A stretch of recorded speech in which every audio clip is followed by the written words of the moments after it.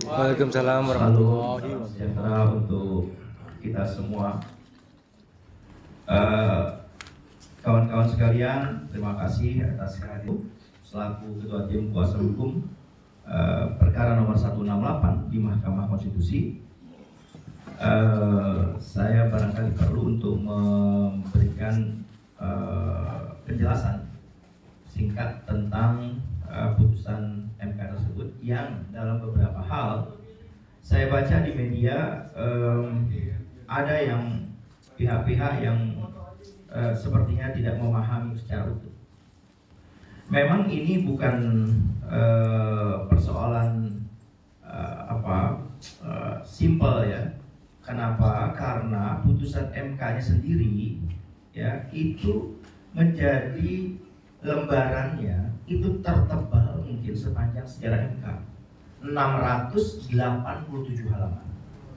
Membaca itu nggak mudah, apalagi memahami. Nah, oleh sebab itu pada kesempatan ini saya coba, walaupun sekali lagi belum bisa semua, tapi saya upayakan untuk memberikan supaya publik bisa memahami persoalan ini secara lebih terang menerang. Pertama, proses uji material Undang-Undang Cipta Kerja di Mahkamah Konstitusi itu memakan waktu 11 bulan, persis 11 bulan, yaitu diajukan tanggal 1 Desember 2023 dan diputus MK tanggal 31 Oktober 2024, persis 11 bulan. Isu pengujian awalnya Partai Buruh mengajukan 9 isu prioritas. Tetapi waktu sidang di Mahkamah Konstitusi, hakim menyarankan ini kalau mau 9 isu lama loh ini diputusnya gitu loh. Karena gugatan Anda ini tertebal sepanjang sejarah MK ini. Ketebalan ini menunjukkan keseriusan partai itu. Nah, tebalnya ini ya karena yang diuji banyak, dalilnya banyak. Maka terkait dengan saran mahkamah itu kita bilang ya sudah deh, kita korting dulu deh. Jadi 7 isu, yang 2 kita nggak masukkan dulu. Nah, 7 isu yang akhirnya diputus mahkamah kemarin.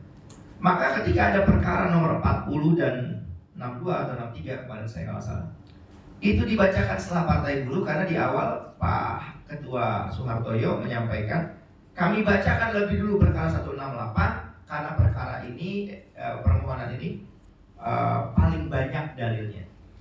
Itu menunjukkan keseriusan Partai Buruh dalam memperjuangkan nasib kelas pekerja.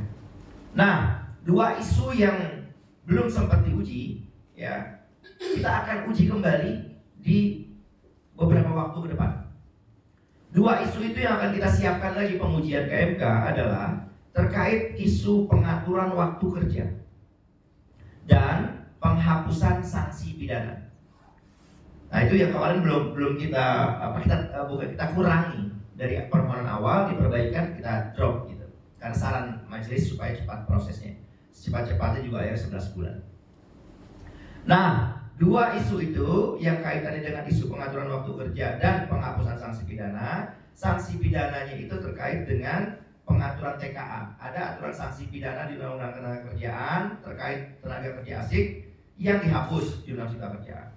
Ada soal UPMK dihapus. Ada sanksi pidana kerja swasta dihapus. Nah, ini kita mau uji lagi di MK agar pengusaha, perusahaan itu tidak sembarangan memperlakukan secara sewenang-wenang pekerja buruh. Lalu terkait norma pengujian tadi tentang isunya, 7 isu prioritas ini di perkara 168 kami menguji 49 ketentuan. 49 ketentuan itu meliputi pengujian pasal, ayat, huruf, angka, penjelasan. Ada 49 ketentuan. Dari 49 itu MK mengabulkan 21. Ya lumayan lah. Nah, sekarang kalau kita pelajari putusan MK itu, kawan-kawan sekalian, maka bisa dibaca karakter putusan MK itu pada 3 hal. Pertama, putusan pada norma-norma yang dinyatakan tegas inkonstitusional. Dampaknya pasal itu nggak bisa berlaku lagi.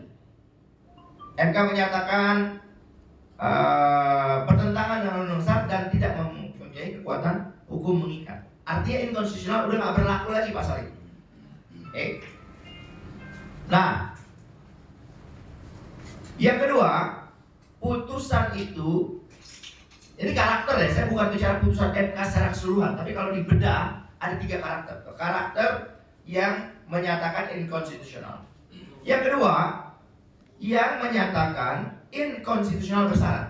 Artinya, norma yang diuji oleh Partai Buruh kata MK tetap konstitusional, tetap konstitusional, asalkan memenuhi syarat.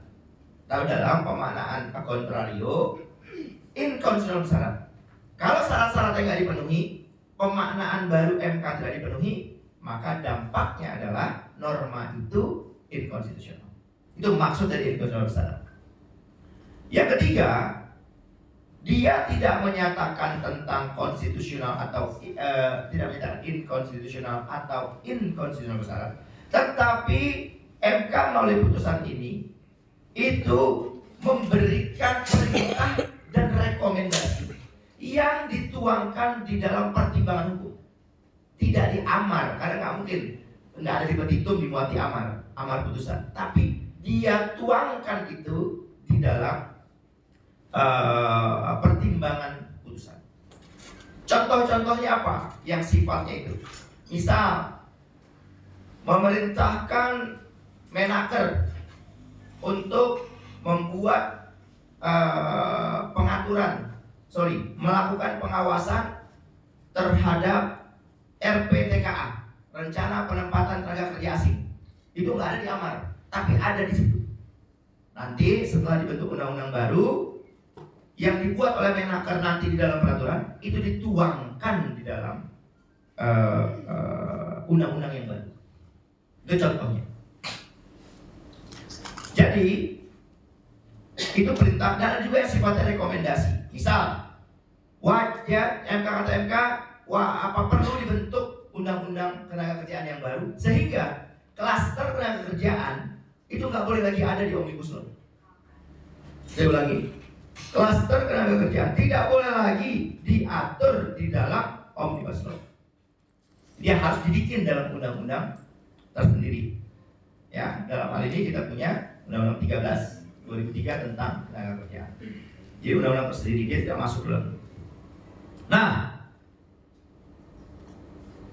lalu kemudian sekarang tentang